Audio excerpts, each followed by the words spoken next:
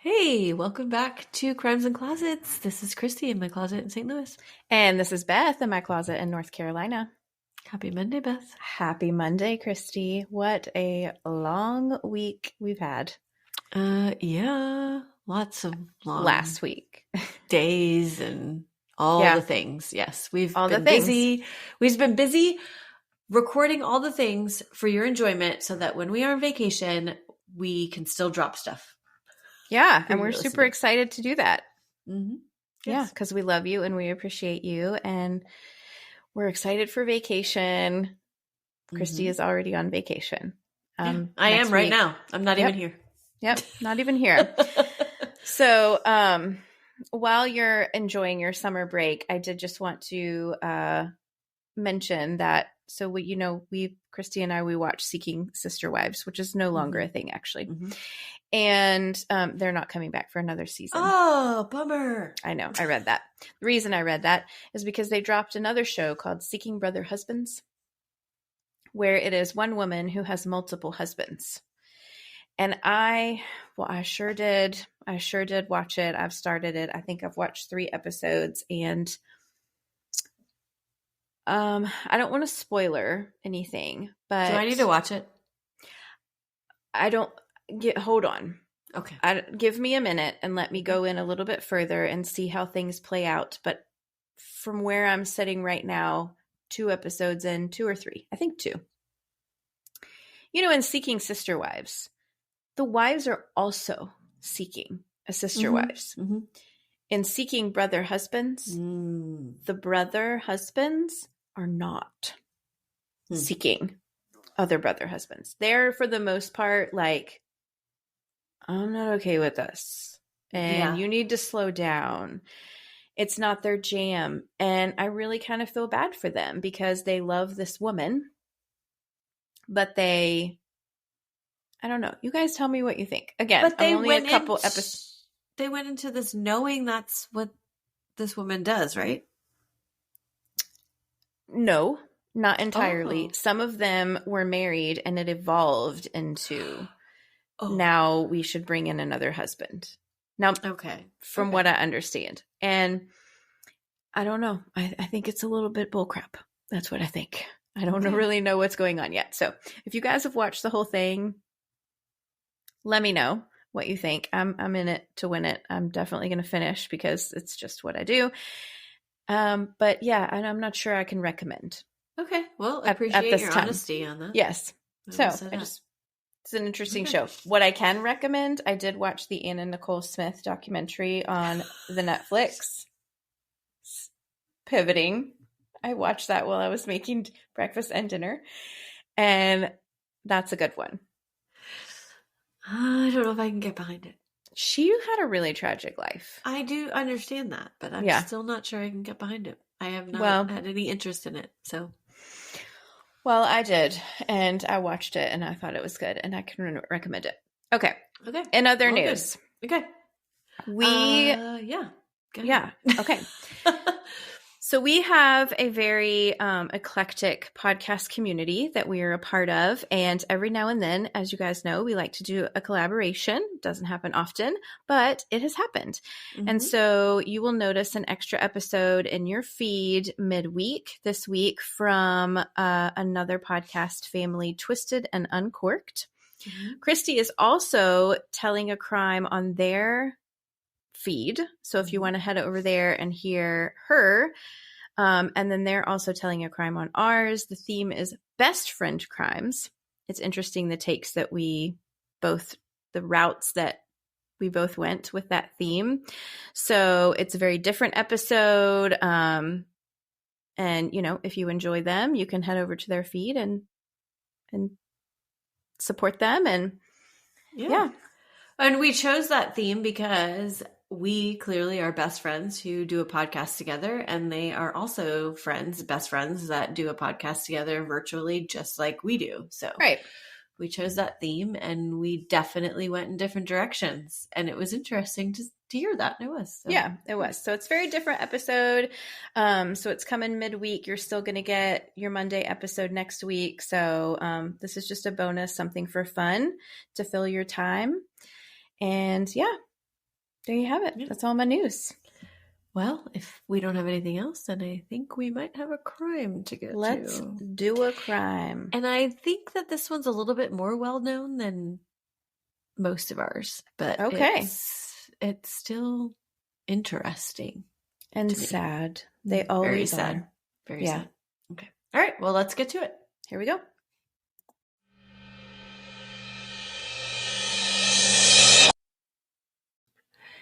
This case was suggested by one of our listeners over on YouTube. I think it might be the first one we've done on it that we got suggested on YouTube. You know, typically people write in. No. No? I've gotten several on YouTube. Oh, okay. Then never mind. Just kidding. Yeah.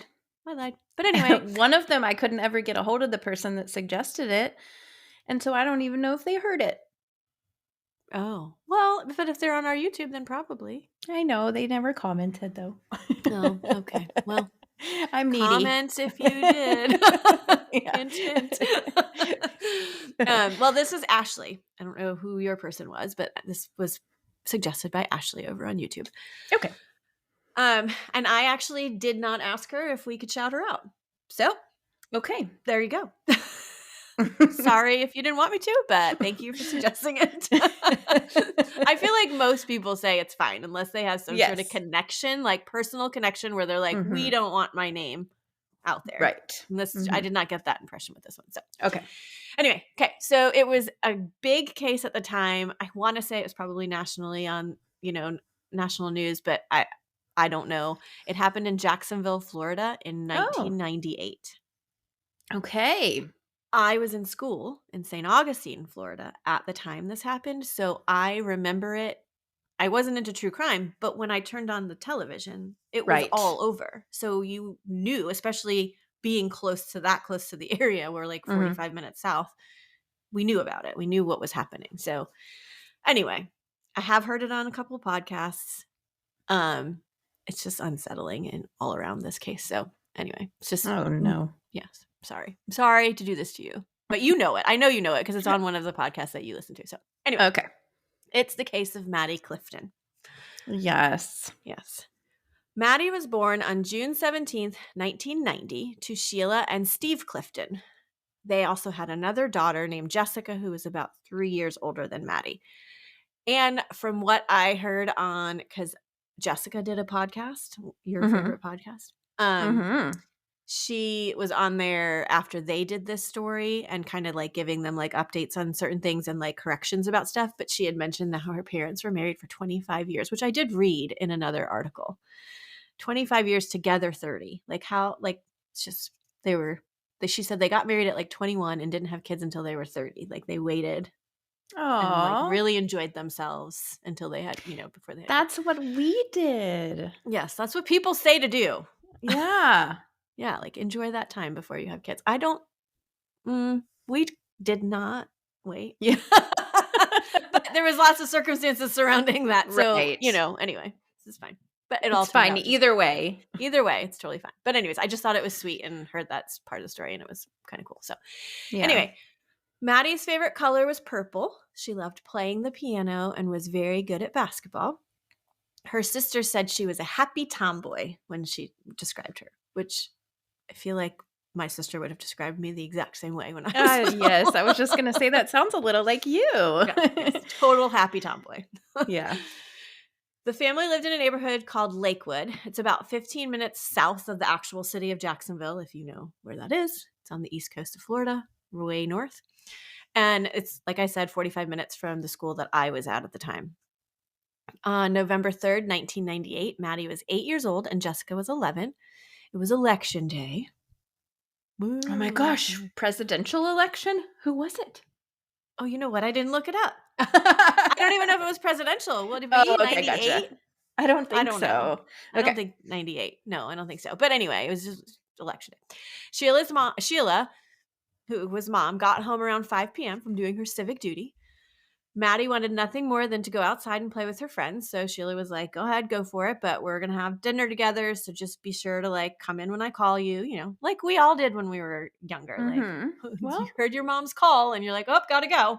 Yeah. Or another mom would call their kids in. And then you were like, oh, well, I better go home too. Because it's probably dinner time. Right. Exactly.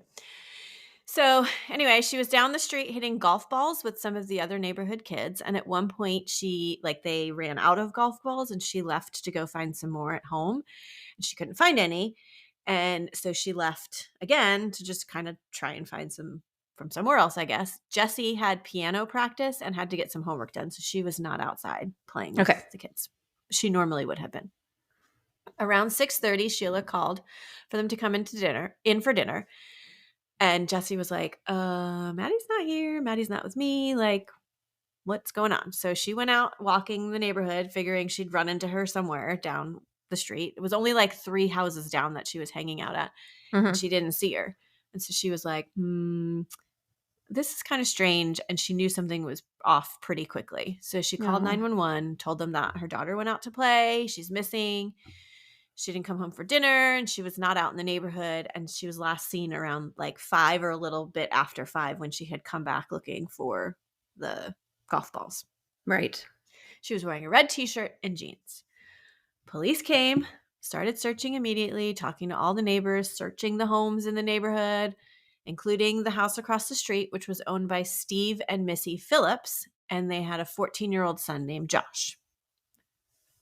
Josh had said that he saw Maddie walking up the street not long before, and he was like offering to come and help. He's like, I just saw her walking this way. So then they started getting nervous that, well, maybe she was just taken, like she's kidnapped. She was just walking up the street. Nobody else saw anything happening and she just vanished into thin air. So maybe somebody came along and grabbed her. Maddie's disappearance really hit this community hard. And for days, they rallied together searching for Maddie. I mean, I saw some like news interviews of people just like in the streets, like looking, searching. 4,000 people, they said, at one point had come out to like assist the police and like just kind of spread out and do like a search of the whole area. Yeah. That's so nice. It is nice. It's terrible that they had to do that because humans are awful, but like humans are not all awful. No, they're not. They're not. And this community definitely is not. They were real shaken by her disappearance. The National Guard was even called in and they walked like the sewers basically to look for her in case she had been dumped, I guess. It was as if she disappeared into thin air because, like I said, nobody saw besides Josh saying he saw him walking up the street and the kids that he played with or she had played with earlier. All of a sudden, she was just gone. So 7 days into the search on November 10th, they were no closer to finding Maddie than they had initially been. Missy Phillips, who was the neighbor right across the street from them, Josh's mom, went into Josh's room. Like Josh had gone off to school and she was like tired of telling him to clean up. So she went into his room and because there had been this smell that they had noticed, but they assumed it was, they had animals. He had birds, they had dogs. They just assumed it was something to do with the animals or his waterbed because he had a waterbed. So if it had been leaking, it would kind of have a mildewy smell. Yeah. Because even the police. Waterbeds, my God. I know. Cannot think about a waterbed and not like roll my eyes and laugh. Anybody out there still have a waterbed? Anybody? I know, right? I'm curious. They're not, I don't think they're safe even. I don't know. I don't know anything about that, but I remember, I think it was an uncle or somebody in my family had a waterbed. I feel like it was somebody out in California when I was little. My sister had a waterbed. Oh gosh. Growing up, like when she was a teenager, she wanted it for Christmas or something. And they got her a waterbed. And it was like a blown up bubble in a box. Right. And you would fall in between the waterbed, like the bubble. They're not safe. I'm just telling you. Oh, like the part that like kept it in, like the box. Yeah, the thing around the edges. Yeah. Your arm would be stuck in there. Like you'd wake up in the morning and your arm would be stuck in between like the thing. I never slept in one. I remember like rolling around in one thinking, this is fun. Right. I don't remember like so hilarious. Anyways, okay. Well, okay. So he has a waterbed. And so she goes in the room to clean it up. She sees this wet mark coming from under the bed. And she's like, okay, great. The bed is leaking. That's why it stinks in here. Let me try and figure this out. No, Mom. So I know. Well, I mean, if I saw a water mark underneath my kid's waterbed, I wouldn't. But anyway, okay. So she started poking around and tried to get a better look at things, and she could see a sock underneath. Is it a mattress? Is that what you call a waterbed? thing. But anyways, she started poking around the mattress, found a sock, started to pull on it because she's like, oh, great, one of his socks is under there, but it wouldn't move. So she noticed that the base of the bed like kind of had looked like it had been taken apart at some point. So she took off the front of it and she started to pull that sock again. And then all of a sudden she could see feet. Oh, gosh. I cannot imagine. No, I cannot either. She immediately is like, oh, crap. And leaves the room, calls her husband, leaves him a message at work to call her back, come home immediately, and then runs out the front door to grab a police officer because they're still there. I want to say in one of the articles, the Clifton family had just finished like a press conference about Maddie, and the police were still there because it was 7 something in the morning. So goes and grabs a police officer. Not long after that, police held a press conference saying that they had found the body of Maddie Clifton under the bed of Josh Phillips. Oh my gosh. There's a diagram out there. I don't know if I should post it or not. I mean, it's not terrible, but I don't like the look of it, of how Maddie's body was kind of like shoved up underneath this waterbed. And it even stated that one of her hands was wrapped around like a pole or a bar or some sort of something that was underneath there, which indicated that she was probably likely still alive. Yes. When he put her under there. Oh my God. Yeah. She was also found nude from the waist down. Her clothes were right there with her, but they weren't on her body.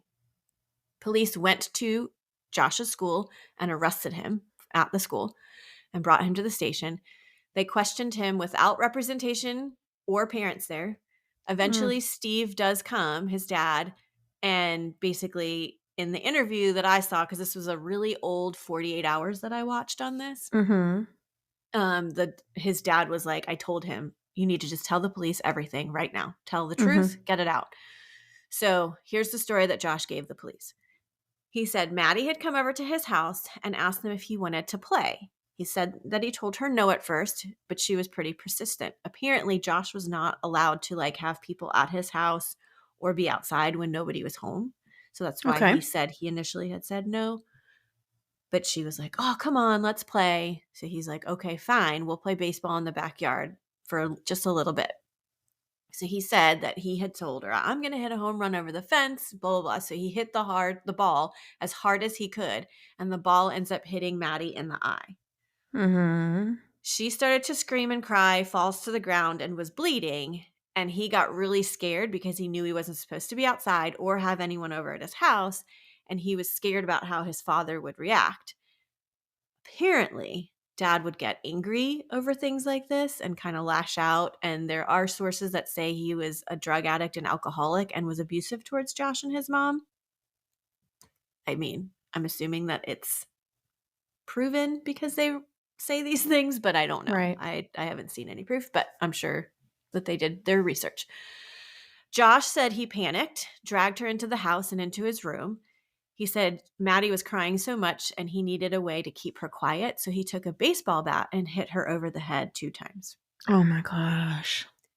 She was still upset. So he took a pocket knife out. And She cut was her still throat. upset? Oh my gosh. Of course she's upset, dude. Yeah, no kidding. And he's 14. Like, ugh, he's a baby himself. She's 8. He's 14. So takes pocket knife out, cuts her throat. Then he puts her under the bed. His father came home not long after that and sat down to watch the news as he usually does. Josh came out, talked to him real quickly. Dad said he seemed just fine, wasn't acting weird. But then he went to the bathroom and went back into his room. And Josh could hear Maddie was still groaning. So he went back into the room, opened up the bottom of the bed, and stabbed her a couple more times. Like, at some point, this kid could have stopped what he was doing. Like, there was several times here that he could have been like, oh my gosh, what's happening? I need to like tell somebody. But no. Like, he definitely wanted her dead because she wasn't dead after the baseball hit her. She wasn't dead after the baseball bats. And then she wasn't dead after he cut her throat. Yes. Yeah. And so then he had to finish it. So I know he's, like I said earlier, he's 14 and maybe like initially he's kind of like, I don't know what to do in this situation. And but he kept making these bad decisions over and over and over again to this 8-year-old girl. Yeah. Anyway. I don't think that's a normal reaction either to like No. possibly getting grounded or yelled Right. at. No, I agree. So Josh continued to act quote unquote normal for a week while everyone searched for Maddie, including him. He himself went out to search for her. He had been friends with Jesse and Maddie. He also continued to go to bed every night and slept on top of her, essentially. Like, how can you do that? I couldn't even imagine. It boggles my mind that a 14-year-old could manage to hold it together for a week with something like that as a secret. And like I don't think I'd be able to go to sleep. Be like, oh, I have to sleep on the couch today. I don't, like I wouldn't be able to go on that bed. And No. And can I ask a question? sure. Why was she naked from the waist down?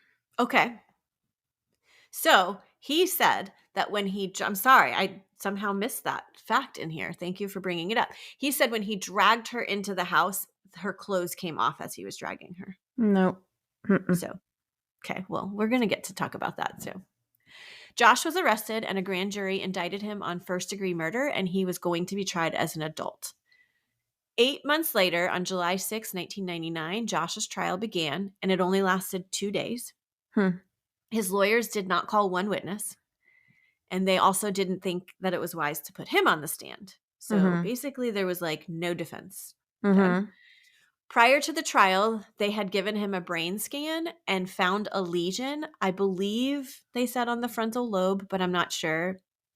Wherever it was, the lesion was where impulse control is like controlled, I guess. And so they thought, well, this is a kind of a defense because if he couldn't control his impulses because of this, then this is why he did it, whatever. A judge determined that to be inadmissible, though, because evidence to diminish capacity is not recognized in Florida as a defense. So he's like, no point. It's not going to be recognized as a defense for him, so no point in even showing it to us. Interesting. Something else was ruled as inadmissible, or something else that was ruled as inadmissible, was the fact that 30 minutes prior to the murder of Maddie, Josh was looking at violent porn sites about like rape and all that kind of stuff. So pretty bad stuff, which the thought was that could have caused him to need a release of sexual desires at the time or whatever.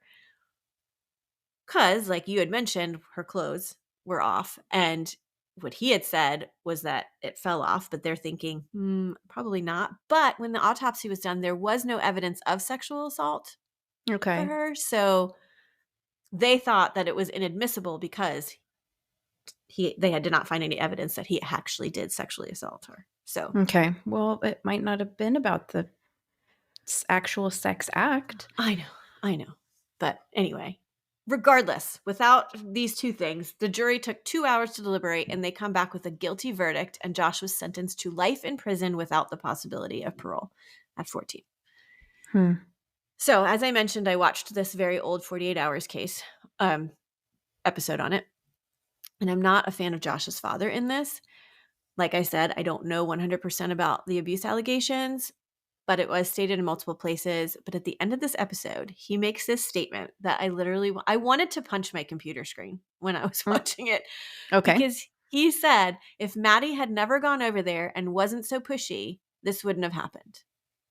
Oh my gosh. Hi, victim blamer. How's your day? The interviewers were like, but you aren't blaming Maddie, are you?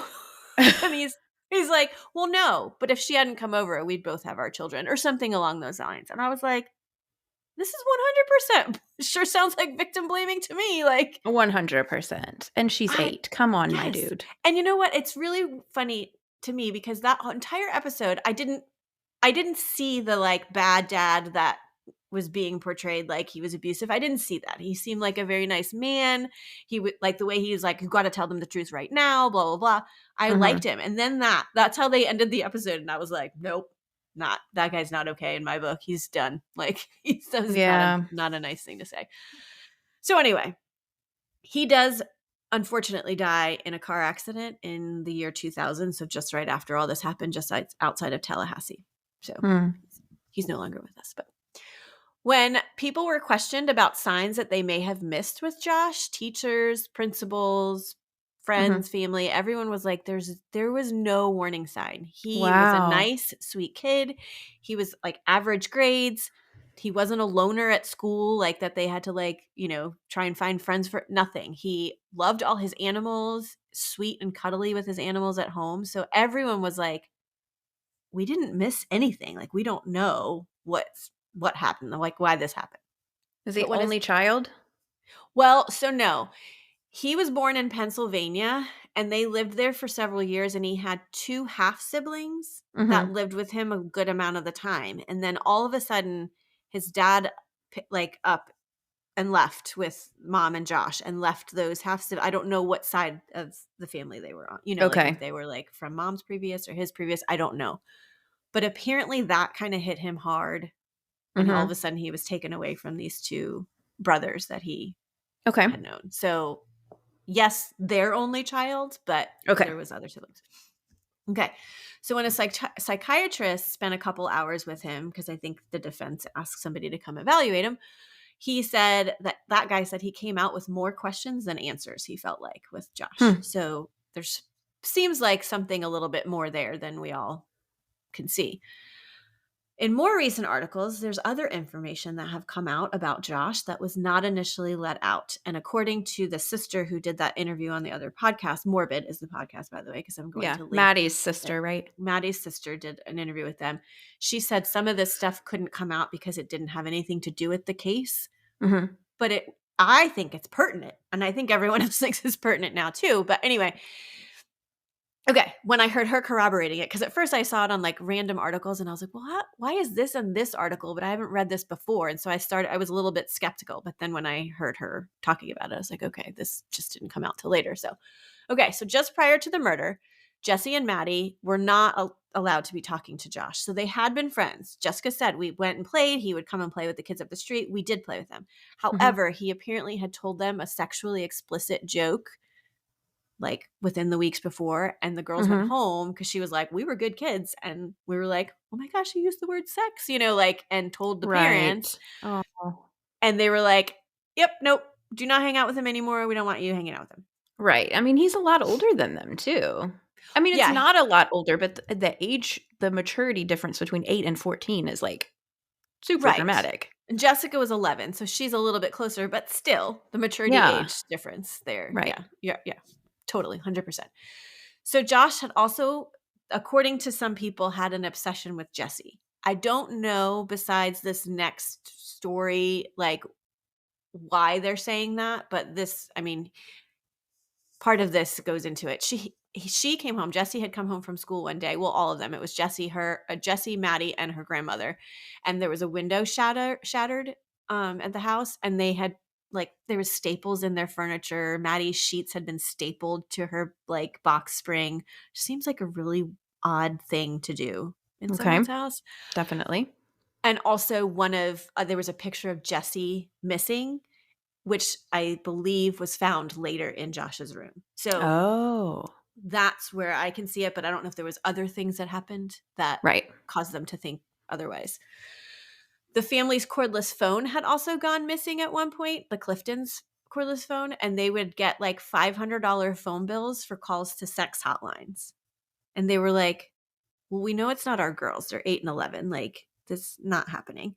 Right. And this phone had gone missing. So eventually. Oh my gosh. The mom was probably looking at her husband like, dude, is it you? Right. Are you calling that's what I would be. I definitely would be. Yeah. Wow. That sucks. So anyway, they eventually find that phone like in their backyard. And I think the assumption is that Josh was in their backyard making those calls because it was still like within range. But that's creepy. That is creepy. And there's something off, clearly. He is obsessed with sex stuff, sexual things. So he's doing all of these things.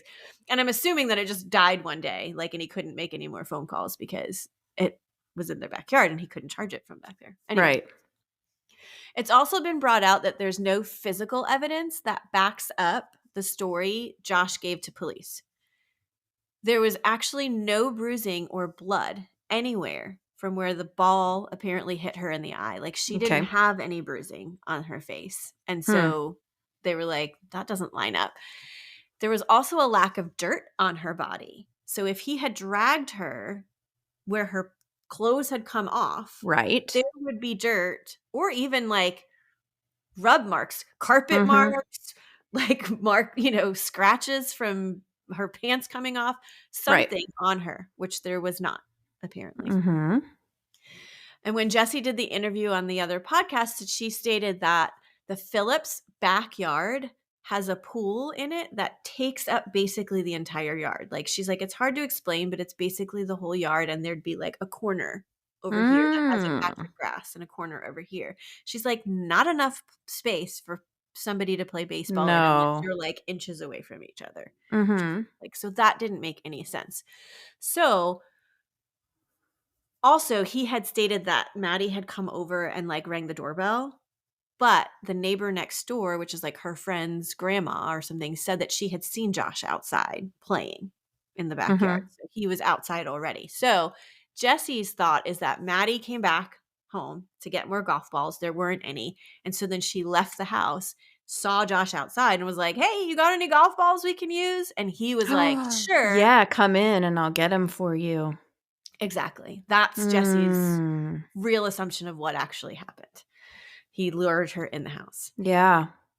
So it's definitely now, to me, seems a lot more sinister than Josh's "this was a total accident" story and I panicked Mm-hmm. kind of I thing. agree. Because initially in my head, which I think was in the head of a lot of people, like trying a 14-year-old as an adult, giving him life without the possibility of parole was kind of, I know that he did something awful. Mm-hmm. But I think, like I'm about to tell you, in 2012, legislation came down that made it unconstitutional to try a minor as an adult and sentence them to life without parole because they're They're not kids. their brains aren't fully formed. They can be rehabilitated, blah, blah, blah, blah. So Josh, therefore, his sentence could be I'm sorry. I can talk right now. Words are hard. He was due for a resentencing hearing because of this new federal legislation, because they needed to review that case and make sure this was actually. So that happened in 2017. So it wasn't right away, but it happened. Huh. And he had become a model prisoner during that time. He got his GED. He became a paralegal. This is the second person that's become a paralegal. And that really freaks me out. I just don't think that criminals should have law knowledge. I mean, we can't keep it from them, obviously, but like it gives me the willy jillies. No, yeah. And he would help, I guess, other inmates with their appeals, and he would also tutor inmates. Anyways, despite all of this, his sentence was upheld in 2017 at that resentencing hearing. Interesting. But I think there was a caveat or something that says that he can have another resentencing hearing in 2023. So I'm keeping my eye out. I haven't seen anything in my research that it's been like scheduled or anything, but I'm going to keep my eye out and see, because if there's any petitions, I'll be posting them for y'all's signatures if you want. Yeah. Based on the things that have all come out since his arrest, I totally believe he deserves to stay there, because I think it was done like he intended to do it. Mm-hmm. Mm-hmm. I don't know if he intended to do it to Maddie or just was like, I'm going to find someone to do this to. Maddie just happened to cross his path at the time that he was ready. Mm-hmm. I don't know. So I think he deserves to stay there. I do think she was lured in by him. And with the fact that he was watching all that violent porn site, and he must have just had curiosity, although he didn't sexually assault her, but it's possible he just didn't even know how, to do something like that, even though he had been watching all that stuff. But there's also a type of person that kills, and it is a sex-driven crime, but the sex part, they get the sexual gratification from the murder. Right. Yes, this is true. Not from an actual sex act. That's a thing, which is just disgusting. Yeah. It's very strange to me. That is awful. Anyway. Mm-hmm.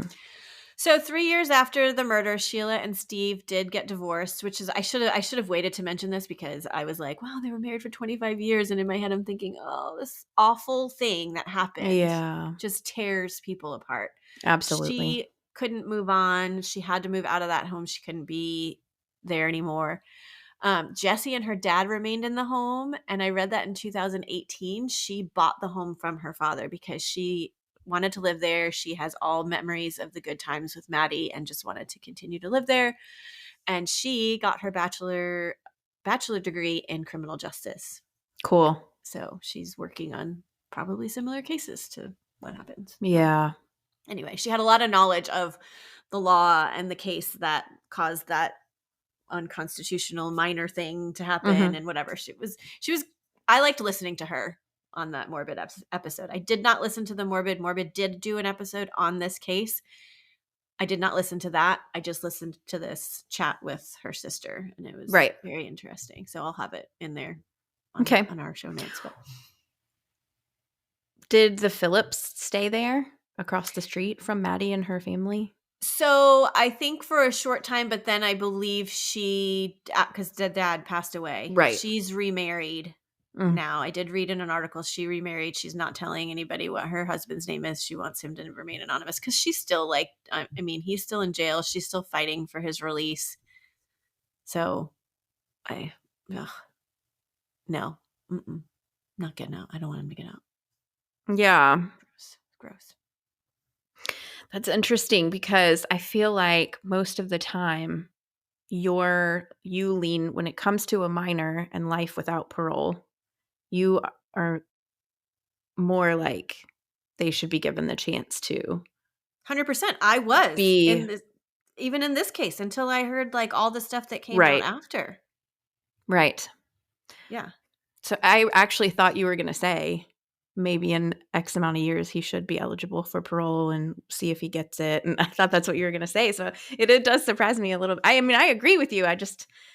I thought you'd swing the other way. So yeah. Well, I'm not kidding you. Like until I did all the research, like all I knew was what was out there on, at the time. And then it was like the more recent stuff that had come out. And then that chat with Jessica, I was like, no, this guy, nope. Yeah. I mean, it is really telling, I think, the fact that he attempted in so many different ways to make sure that she was dead. Yes.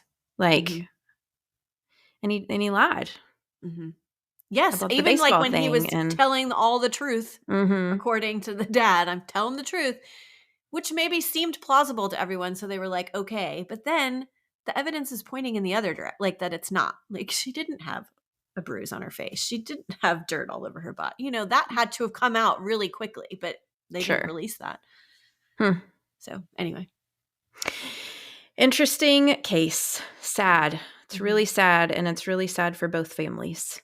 Yes, it is. No matter how you swing it. These are two young people, young kids who probably could have done other things. Maddie for sure. Yeah. 100%. Anyway, it's really sad. Rest in peace, Maddie.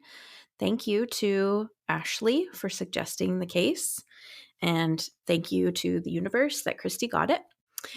Because I just seem like there's a lot of kids going on right now up in our closet, and I'm not here for it at all. It's just really, they're very nightmarish. I agree, including this one. So I am glad that justice was found, and that she was found, and that he is in prison, and that there are a lot of people who are in your boat and fighting the good fight to keep him there. So goodbye, Josh. Yes, goodbye. Have a nice life in your concrete house. Okay. Well, thank you so much for telling that story. And thank you guys all for listening. We certainly appreciate you, especially on these Kid Mondays, Dark Kid Mondays. I know we sprinkle in some not fun ones. That's like gross to say that, but some easier listening ones. And this was definitely not one of them. So thanks for hanging in there. We'll be back next week with a really fun episode that you guys are going to enjoy. We have a little bit of surprise for you, so hang out with us and join us for that. And come find us on social media. If you like what you hear, we have a Patreon. There's always cool stuff going on over there. We really enjoy it. Check out our merch. We've got a Cool Girl Summer. What? Crime Girl Summer. That's what it says, right? Oh, yeah. I forgot about that one. Yeah, that's a cute one you can get for your summer wearing. And I think it has our tagline on the back too. And yeah, that's it. We love you. And always remember, the world is scary. People suck. Hide in your closet.